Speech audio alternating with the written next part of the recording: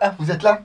Salut à tous, bienvenue dans l'entrain. Si je vous disais qu'il existe une solution chronie, traceur, compteur de billes, décompteur de billes qui permet de vous la jouer un petit peu milsim également, de calculer votre cadence de tir, de régler du burst, vous me diriez mais ça existe déjà. Sauf que là, il y a un modèle de chez Acetech qui est sorti, le iTracer, et je vous propose de découvrir ce petit kit avec moi aujourd'hui. Allez, c'est parti.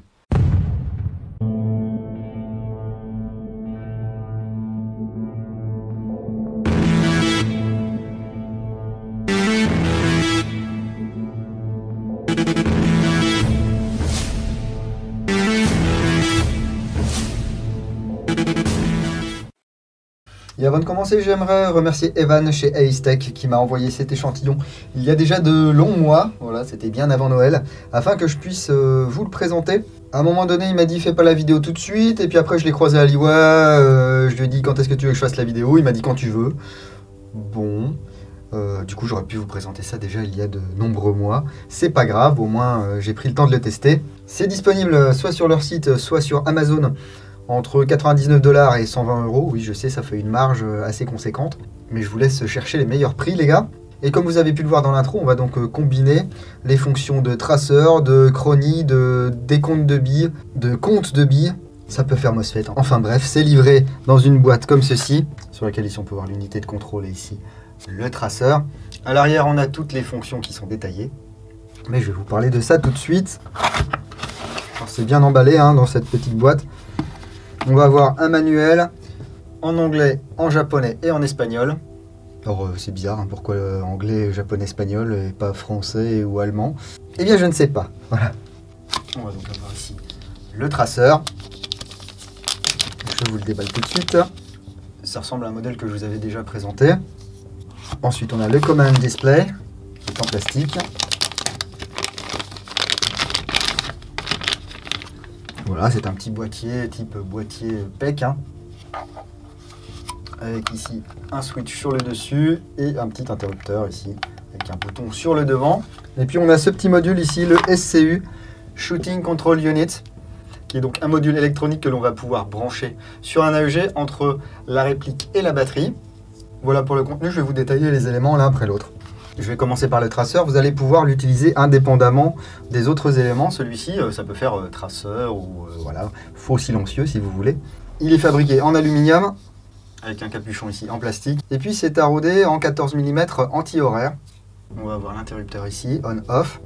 Vous allez pouvoir illuminer jusqu'à 12 000 billes avec des batteries rechargeables de haute qualité type Enerloop. Ça fonctionne jusqu'à une cadence de tir de 1800 billes par minute. Ça mesure 156 mm de long pour un diamètre de 37,5 mm. Et ça pèse 144 grammes sans les piles. Alors pour mettre les piles, c'est tout simple. Ici on dévisse le corps. Et on a le tracer unit ici. Voilà, c'est en plastique hein, tout ça avec à l'intérieur l'électronique. Le numéro de série. Oui, si vous allez mettre vos piles alcalines ou vos batteries ou ce que vous voulez. La polarité est indiquée là. N'essayez pas de dévisser l'avant ici, ça ne se dévisse pas. Voilà, ça tourne et ça ne se dévisse pas. Une fois les batteries installées, vous allez pouvoir appuyer ici. Hop, et vous voyez, la LED clignote verte. Voilà, toutes les 3-4 secondes. Lorsque la LED passe à l'orange, ça veut dire que vos piles sont à peu près à moitié déchargées. Et lorsque ça clignote rouge, ça veut dire qu'il va être temps de les changer. Une fois que vos piles sont totalement à plat, ça va clignoter 3 fois en rouge et le traceur va s'arrêter tout seul. Il va également s'arrêter tout seul s'il constate 40 minutes d'inactivité. Il y a un petit timer, si vous ne tirez pas pendant 40 minutes, par exemple vous êtes en zone neutre, c'est la pause du midi et puis vous avez oublié de l'éteindre, eh bien il va s'éteindre tout seul. On va pouvoir le coupler avec le command display, ici, qui est une unité en plastique, hein, qui va pouvoir être monté sur tous les rails type Picatinny, Weaver, 20 mm. Avec un petit clamp ici en plastique, on peut verrouiller. Voilà. Ça se met en route après avoir mis 2 piles ou 2 batteries type LR6 AA à l'intérieur. Et puis vous voyez ici, on va avoir plusieurs positions. Settings ici, 0, comptage des billes vers le haut, comptage des billes vers le bas, position chronie, Et position, cadence de tir, ROF. Donc ROF, speed, down, up, 0 et setup. On a un petit écran OLED ici, 128 par 32. Et vous allez pouvoir combiner ces deux éléments, soit sur un AEG, soit sur un GBBR. À partir du moment où vous n'allez pas solliciter les fonctions qui ne sont disponibles qu'avec le SCU, bah ça va très bien fonctionner. Hein. Chronie, traceur, etc. Ça va être utile si vous voulez avoir une protection de batterie. Ça va être utile si vous voulez que votre réplique s'arrête une fois que le countdown de billes est à 0. Par exemple, vous allez pouvoir régler des chargeurs de 30. Une fois que vous avez tiré 30 fois, le petit SCU ici bloque la gearbox et il va falloir appuyer sur le bouton du control unit pour récupérer 30 billes. Voilà, comme si vous changiez de chargeur. Et puis on va également pouvoir régler des bursts avec ce shooting control unit. Donc voilà le kit Eye Tracer. On va aller voir les menus et puis tester le fonctionnement. Voilà, j'ai monté ça sur un AEG. Bien entendu, si vous utilisez un GBBR, ne montez pas le SCU, ça ne sert à rien. Et puis si vous avez un AEG, vous n'êtes pas obligé non plus de vous servir du SCU. C'est vraiment si les fonctions vous intéressent. Vous voyez ici pour l'instant, ça clignote en orange. Je vais allumer le traceur. Et ici, je vais me mettre en mode setup. Voilà. Donc, la première option, c'est Flash Control. Ça va vous permettre de contrôler si vous voulez ou non flasher vos billes en sortie. Hein. Si vous jouez de jour, ça ne sert à rien. Vous allez pouvoir garder des batteries. J'appuie ici une fois, on ou off. Voilà. Et je valide. Je vais garder sur on. Ensuite, Multiple Round Burst. Par défaut, elle sera de 3. Vous allez pouvoir régler entre 1 et 20. Hop. Donc, vous voyez, je peux descendre à 1 et je peux monter jusqu'à 20. On va garder sur 3.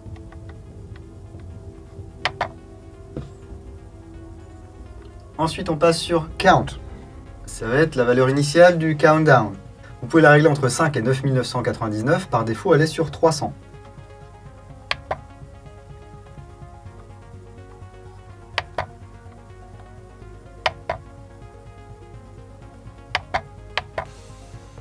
Voilà, donc là j'ai mis sur 100. Ensuite, le ammo alerte.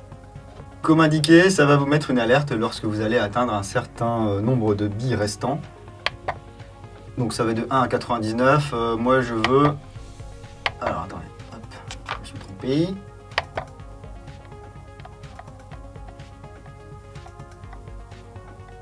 Voilà, quand il me reste 5 billes, je veux que ça me fasse l'alerte. Ensuite, stop as 0. Alors normalement je pense que ça doit être stop at 0. Hein. Yes ou no. Je vais laisser à yes. Là, lorsque vous utilisez le SCU, ça veut dire que lorsque vous arrivez à un countdown de 0, votre réplique arrête de tirer. Il faudra la réinitialiser, on verra ça tout à l'heure. Ensuite, là, on va régler le chronie, speed unit, pieds par seconde ou mètres par seconde. Energy unit, donc soit en joules par centimètre carré. Le calibre de votre bille.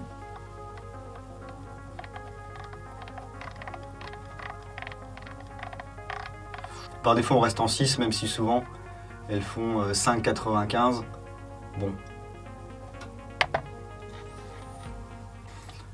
Forcément, si on peut régler le calibre, on peut régler la masse. Entre 0,01 et ensuite ça va haut, hein. Vous voyez, jusqu'à 1 gramme.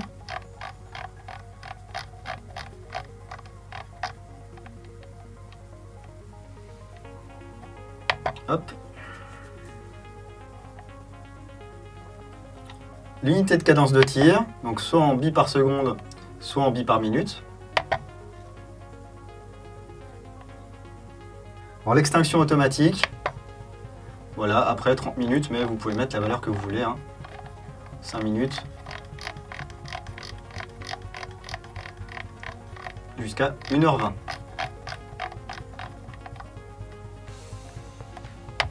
Voilà. Sauvegarde de batterie sur l'affichage. Là, on va régler on ou off. Ici, sur on. Si je ne fais rien pendant plus de 10 secondes sur l'unité ici, eh bien la luminosité ici va baisser. Ensuite, protection batterie d'AEG.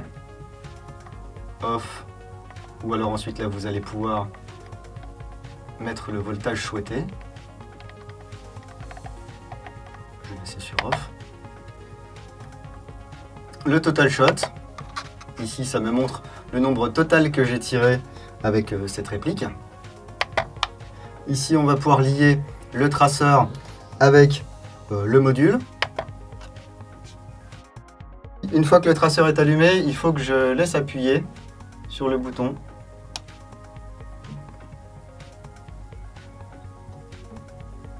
Ok. Ensuite, le SCU aussi qu'il faut lier. Là, on a un bouton qu'il faut laisser appuyer. J'ai eu un petit affichage OK. Ici, je vais pouvoir choisir la langue. Donc, anglais, allemand, espagnol, russe. Et reset pour remettre tous les réglages d'usine. Et ensuite, je reviens en arrière pour avoir mes autres réglages. Donc ici, je vais switcher sur le up. Donc, count up. Ici, j'ai mon voltage batterie, 12,3 volts. Et je vais tirer des billes.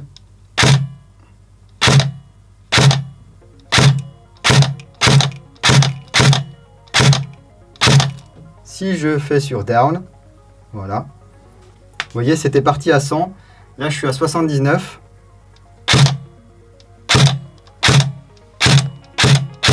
Attendez, mauvaise stratégie ici. On va dire que je pars sur une partie 1000 sim. Je dois avoir des chargeurs de 30 coups, mais j'en ai pas. Et l'orga m'a dit, écoute, tu peux utiliser ton petit système. Donc, je vais me mettre en setup. Le count.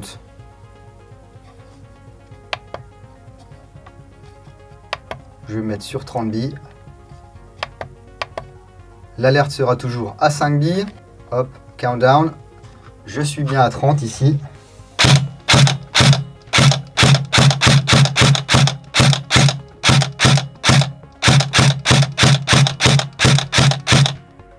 Hop, ici 5, j'ai l'alerte. Vous voyez, j'ai le petit symbole de la bastos ici. Hop, 0, je peux plus tirer. Il faut que je rappuie ici. Reload, voilà. Et j'ai à nouveau 30 billes. Et là, je peux continuer à tirer avec mon high cap ou avec mon mid cap de 120 billes, etc. Vous voyez le principe, c'est assez sympa. Hein. Ici, en speed, je passe en mode chronie.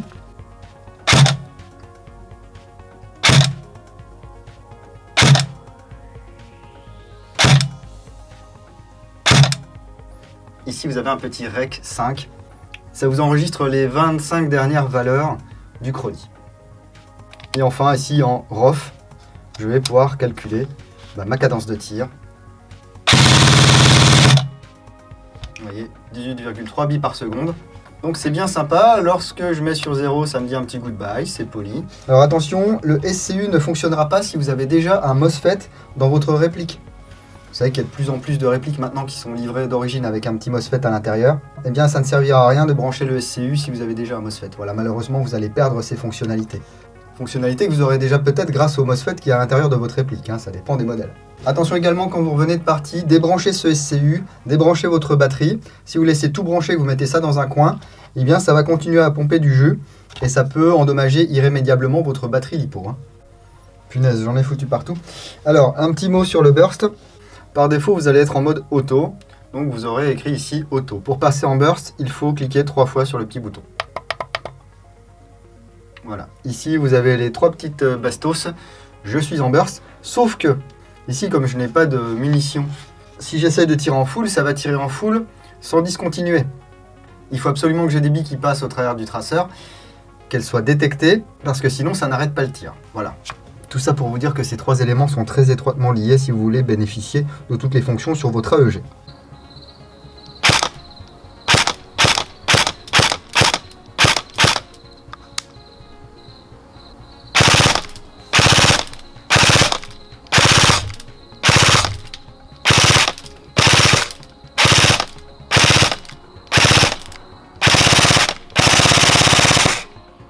Voilà globalement pour ce Eye Tracer de chez Acetech, ça sert un petit peu à tout, voilà, si vous avez besoin de ces fonctions, si vous avez besoin d'un chronie hein, tout simplement. Bon, attention parce que vous êtes limité au 14 mm anti-horaire au bout de votre canon, Le look est quand même relativement sympa. Attention au jeu qu'il peut y avoir sur le boîtier. Par exemple, sur cette réplique ici, il y a un léger jeu latéral. Alors c'est pas très grave, hein, ça ne va pas s'en aller. Mais disons que ce petit clamp en plastique là, je sais pas. J'ai pas confiance. J'aurais peur de le casser au fur et à mesure. Je ne sais pas. Ça a l'air assez fragile. En tous les cas, n'hésitez pas à me dire ce que vous pensez de ce système eye tracer ici dans les commentaires. Est-ce que vous avez franchi le pas? Est-ce que vous avez acheté ce eye tracer? Ça fait un moment que c'est sur le marché, ça, hein, quand même. X-Cortec avait commercialisé à peu près le même matos il y a quelques années déjà. Acetech, ça a été fondé par un ancien de X-Cortec. Donc forcément, on va bénéficier de son expérience sur ce genre de produit. Si vous avez aimé cette vidéo, n'hésitez pas à lâcher un petit like, ça fait toujours plaisir. Si vous voulez contribuer à l'antre, il y a un petit lien vers MyTip dans la description. Ça fait toujours plaisir, mais il n'y a rien d'obligatoire, bien sûr, les gars. Vous pourrez retrouver toutes les news sur la page Facebook L'Antre du Dingo, le site internet www.l'antredudingo.com, quelques photos sur Instagram. Merci encore à Acetech de m'avoir envoyé cet échantillon afin que je puisse vous le présenter. Le prix, je vous le rappelle, entre 99 $ et 120 €, ça dépend où vous allez chercher. Si vous allez sur le terrain ce week-end, n'oubliez pas, jouez sérieusement mais sans vous prendre au sérieux. Et moi, je vous dis à bientôt dans L'Antre du Dingo. Bise.